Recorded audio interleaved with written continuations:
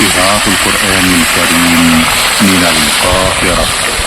بسم الله الرحمن الرحيم.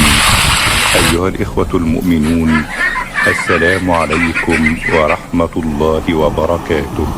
أهلا ومرحبا بكم معنا في حدائق الإيمان الزاهرة، نقتطف من كل بستان زهرة، ومن كل قول حكمة، ومن كل نبع قطرة. قال جلال الدين الرومي واصفا ومبينا ما يفعله الحب في النفس الإنسانية من سمو وكمال: إن الحب يحول المر حلوا، والتراب كبرا، والكدر صفاء، والألم شفاء، والسجن روضة، والسقم نعمة، والقهر رحمة، وهو الذي يلين الحديد ويذيب الحجر. إن الحب هو الجناح الذي يطير به الإنسان المادي في الأجواء ليصل من الثرى إلى الثريا. وإذا سرى هذا الحب في الجبال الراسيات ترنمت طربا. يقول الله تعالى: فلما تجلى ربه للجبل جعله دكا وخر موسى صعقا.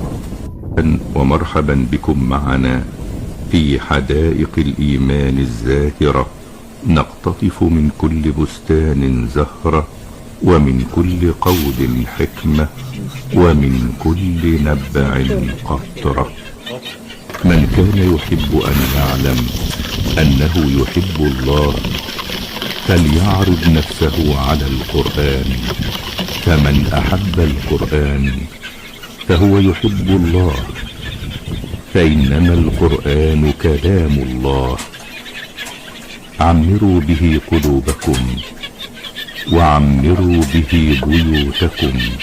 يا صباح الورد وصباح الفل وصباح الياسمين، صباح الهنا والسعادة، صباحكم مشرق بنور الله.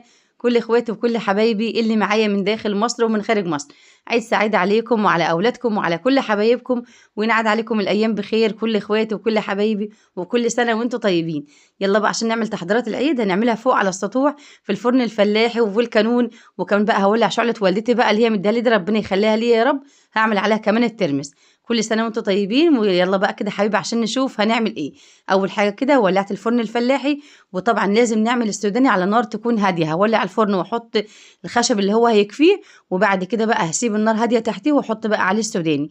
وطبعا قلت بقى كده على ما النار تهدى شويه اكون ولعت بقى الشعله عشان نعمل الترمس. طبعا السوداني حبايبي يعني بنوفر كتير لما بنعمله كده في البيت، احلى ما تجيبيه جاهز. يعني الكيلو الجاهز ب 200 جنيه، لما تعمليه في البيت الكيلو ب 70 جنيه. وفرنا كتير قوي. يعني هنعمل ايه؟ هنحط عليهم بقى شويه ملح كده وشويه ميه. يعني تابعوني بس كده وان شاء الله هتستفادوا من الفيديو. بس بالله عليكم حطوا لايك للفيديو واشتراك في القناه. وكل سنه وكل اخواتي وكل حبايبي بالف خير وصحه وسعاده. طبعا حبيبي الترمس دوت نقعته يوم كامل، يعني عملته كده يعني قبلها بيوم، يعني بليته الصبح، وتاني يوم الصبح بقى طلعت كده وخدته على فوق على طول، عشان لازم تبليه طبعا مع استمرار انت تغيري ميته. كل كام ساعه كده تغيري ميته قبل ما تسلقيه، عشان طبعا نتخلص بقى من كل الغازات وكل اي حاجه تكون في الميه كده. لازم نسلقه سلقه حلوه، وكمان برضو نغير ميته كل شويه عشان بقى نشيل بقى اي انتفاخات، اي غازات تكون موجوده في البقوليات دي. هسيبه بس، هديله بس غلوتين على النار، وبعد كده يبقى الترمس معانا جاهز. تعالوا بقى نشوف السوداني ده كده حبيبي اهوت. حطيته في صينيتين ليه؟ عشان لازم يكون يعني كل ما تقللي في الصينيه بيكون احسن معاكي، عشان لو انت بقى اول مره تعمليه كل ما تقللي في الصينيه، يعني اعمليه على صينيتين 3 لو كيلو، عشان يبقى سهل معاكي على طول. وكل شويه تطلعيه من الفرن وتقلبيه. هنا خلاص بقى الترمس بتاعنا خلاص اتسلق. طبعا كنت بعمل كل حاجه مع بعض زي ما انتم شايفين كده، عشان لسه كمان هحضر الفطار. سلقت بقى الترمس كده غلي معايا غلوتين، وبعد كده باخده اهوت وبكب الميه السخنه اللي فيه وبغير له، وهسيبه برده كده حوالي 3-4 ساعات، وبرده اغير له ميته عشان اتاكد ان هو خلاص بقى بارد من جوه تماما. وبعد كده هنعمل له برده المحلول اللي احنا هننقعه فيه. شايفين بقى النار هديت خالص اهي من الفرن. طبعا لازم السوداني يدخل على النار هاديه خالص عشان ما يتحرقش منك، وتلاقي بقى السوداني دوت بقى خلاص كله بقى تلاقيه ولعه، بقى تلاقيه فحم. لازم بقى يكون على نار هاديه كده، وبرده هتتابعوني هنشوف بقى لما طبعا دخلته بقى سخن شويه، وبعد كده طلعته. جبت بقى هنا حوالي 3 معالق ملح كده وشويه ميه، كوبايه ميه، وهرش بقى بيهم السوداني. هنقول السوداني هيبقى حادق؟ لا، هو اللي هو الحبايه بس بتتشرب من جوه، بيبقى حدقه مظبوط، بتملح من بره لكن من جوه بيبقى حدقه مظبوط. ترش بقى عليه كده شويه ميه بشويه ملح كده، وندخله الفرن. طبعا لازم يسخن عشان يتملح كويس، مش تحطيه وهو بارد، لا، عشان يتشرب من المحلول اللي احنا عاملينه دوت. لازم تدخلي الفرن السوداني الاول الفرن يسخن شويه، وبعد كده تطلعيه. وطبعا باستمرار بقى التقليب، كل دقيقتين 3 كده تطلعيه وتقلبيه. تعالوا بقى عشان نعمل محلول بقى الترمس. طبعا انا حبايبي بحب الترمس، مش بضيف عليه اي حاجه خالص. وطبعا بشهاده كل اللي بيجوا لي في العيد يعني بيقولوا احلى ترمس بناكله. ليه بقى؟ هي بس الملح والليمون، غير كده ما بحطش. طبعا اللي عايز بقى يزود شطه ده اختياري، لكن بابريكا والكمون والحاجات دي بتغير طعم الترمس. لكن احنا عايزين بس كده هو الليمون والملح، وبتسيبيه في التلاجة بقى كده، يعني يحدق كده ويدور زي ما بيقولوا كده، بتلاقي طعمه حلو. طبعا كل ما تسيبيه فترة أطول في التلاجة بتلاقي طعمه يحلو. الليمون بقى أهم حاجة أساسي كده معاه، ويبقى كده خلاص ده كده الترمس معانا جاهز. أدي بقى السوداني كل شوية حبيبي اهوت بقلب برده فيه، كل دقيقتين 3 كده بقلب فيه. طبعا أنا حسيت بقى هنا إن هو خلاص دخل على سوا بقى واتقشر اهوت، وعايزاه برده أسيبه شوية برده في الفرن يزيد حلاوة. حطيت بقى الطوب اللي انتوا شايفينه دوت، وحطيته برده في الفرن، وسبته برده شوية على ما اخلص الفطار. سبت السوداني برده شوية في الفرن كده لآخر اليوم كده لما اخلص. طبعا النار هاديه خالص، وسبت زي ما انتم شايفين كده الفرن مفتوح وخلاص، يعني يتشرب بس كده. قلت اسيبه شويه كمان، طبعا هيزيد حلاوه. تعالوا بقى كده نحضر الفطار. بعمل هنا ايه؟ هنعمل بقى صينيه بطاطس بالفراخ على الكانون. اقطع بقى الفرخه كده 4/4 اهي، طبعا غسلاها وليمون وملح ودي يعني لازم بقى كده عشان يبقى اكلك ريحته حلوه. تيجي وانت بتاكلي كده ما تقوليش في ريحه تكون مش كويسه يعني في الفراخ، لازم تنقعها كويس، ملح وليمون ودقيق. هنا تبلتها اهوت بشويه ملح وشويه فلفل اسود، ده كده قبل ركنتهم على جنب يتبلوا شويه على ما نحضر بقى لحاجه صينيه البطاطس. طماطم بقى وتوم وبطاطس وفلفل الوان المتوفر عندك هتحطيه. بقطع بقى البطاطس اهوت، طبعا بتقطعيها ما تكونش كبيره قوي ولا صغيره قوي، هي اصلا ما بتبانش بعد كده في التسويه.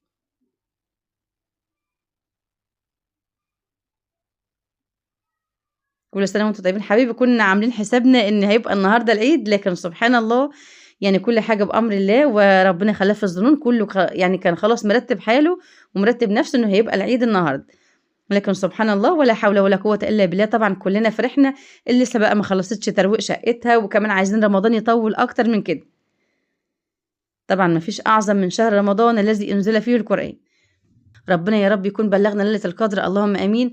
ليلة القدر خير من 1000 شهر، تنزل الملائكة والروح فيه.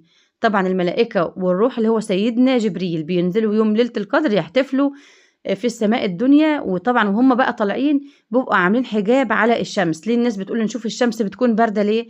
عشان طبعا لما الملائكة خلاص بقى سلاما هي حتى مطلع الفجر، أول ما الفجر بيأذن بتلاقي بقى الملائكة وسيدنا جبريل بيطلعوا تاني إلى السماء. فطبعا حبايبي بيبقى عاملين حاجز على الشمس، فعشان كده ضوء الشمس بيبقى ضعيف.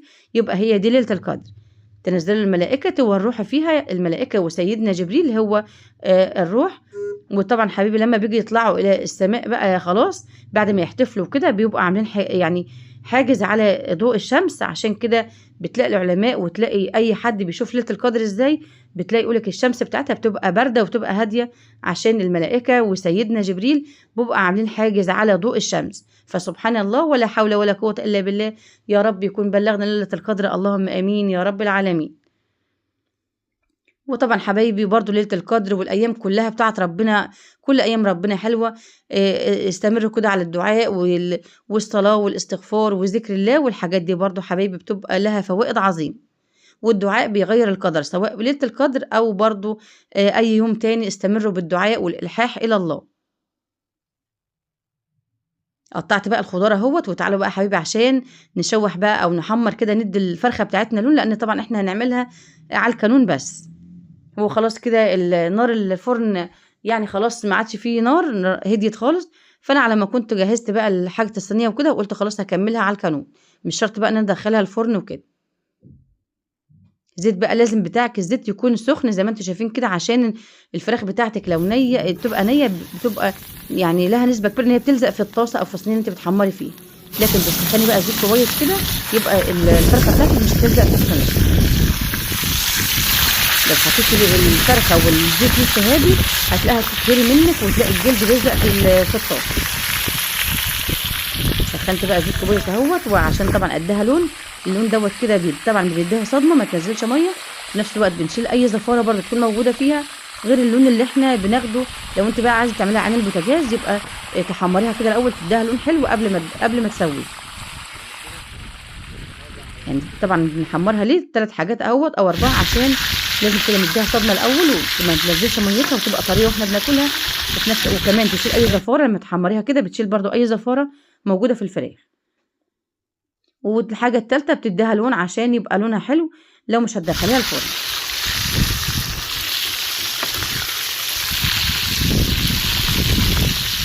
ادي بقى الخضار وحبايبي، بصل وثوم وطماطم وفلفل، وبرده معايا هنا 3-4 معالق صلصه طماطم برده عشان نبقى نحطها عليه. لو عايز تستغنى عن صلصه الطماطم استغنى عنها، كفايه الطماطم اللي انت مقطعاها برده مكعبات. لازم بقى تديها لون حلو كده، عشان مش هنحمرها تاني ولا تاخد لون. زي ما قلت مع الكانون بس هعملها على الكانون.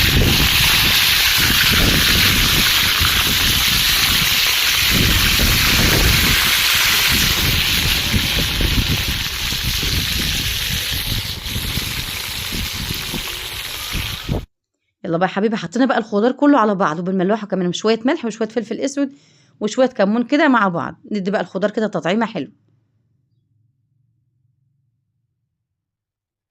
ورق لورا بقى وعود قرفه، وبرده هنا حطيت فصين التوم برده عليهم. نحط بقى الفراخ على الوش. هنا بقى اخدت كده حوالي 4 معالق صلصه، وفي كوبايه ميه ومكعبين مرق، وبرده هظبط الحطق بتاعه.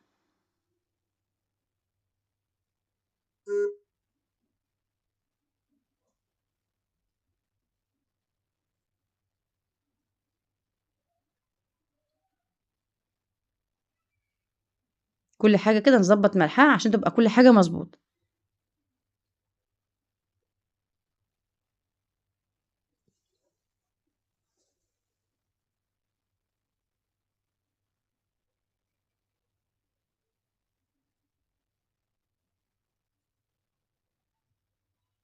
احط بقى عليها ورق زبده، وبعد كده حبيبي هحط عليها الغطا. طبعا ما عنديش ورق فويل، لو عندك ورق فويل هتلفيها بيه. انا حطيت اهم حاجه ورق الزبده عشان يبقى برده صحي، واحط بقى عليها الغطا، وكمان يكتم البخار يعني عشان يساعدنا على التسويه.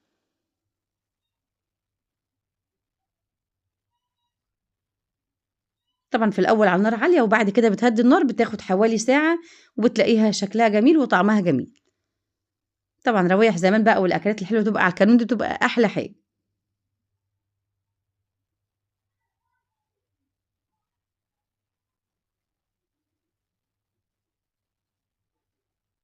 هسيب بقى البطاطس على النار، ونعمل بقى شويه رز بالشعريه كده، حاجه بسم الله ما شاء الله.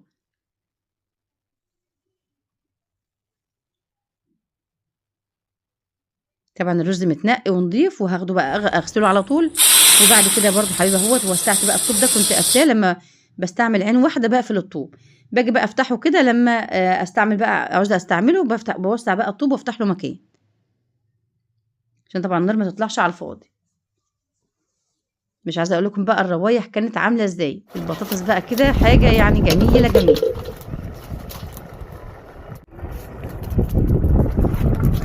اغطي بقى عليها اهوت، ونعمل بقى شويه رز بالشعريه بقى كده.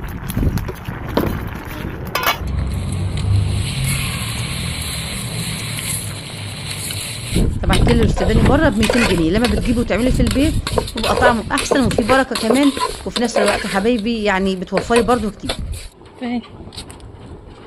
الكيلو اللي هو العادي مش مملح ب 70 جنيه، اما الكيلو بقى المملح جاهز ب 200، فرق كبير في الكيلو ب 130 جنيه. الشعريه بقى بتاخد لون كده، لا تكون فاتحه قوي ولا تكون غامقه قوي. فاتحه قوي هتبيض لما نحط على الرز والميه، غامقه قوي هتبقى لونها مش كويس وتبقى كانها محروق. خليها بقى البني اللي هو الغامق شويه.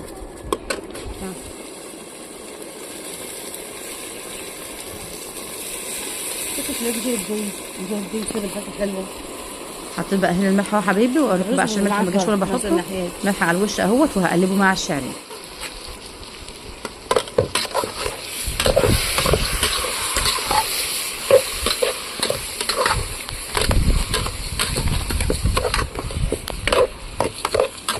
طبعا لازم تشوحيها كويس جدا عشان الرز بتاعك ما يتعجنش معاكي ويطير. لازم تشوحي الشعريه بالرز كده يكون كويس. ادي الحبايه كده قوي الحبايه زي ما بيقولوا كده، لما تقعدي تشوحي فيها بتخلي الحبايه بتاعتك ما تتعجنش منك، حتى لو الميه زودت الميه برضه. احنا حبايبي هنا بنخلي يعني الميه زي الرز على طول، بس نزودها شويه عشان الشعريه.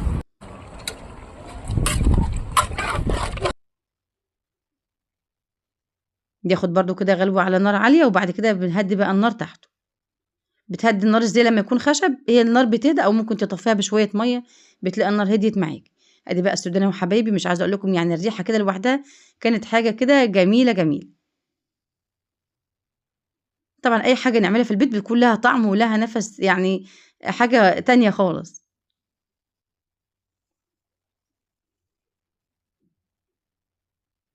طبعا لازم هنا نعبي السوداني في اكياس عشان ما يطريش منك. يعني طبعا بتسيبي بقى خلاص السخونيه راحت منه، طبعا ما تحطوش وهو سخن عشان ما يعرقلكيش السوداني، وتلاقي بقى السودانيه من بره تكون يجي عليها عفونه او حاجه.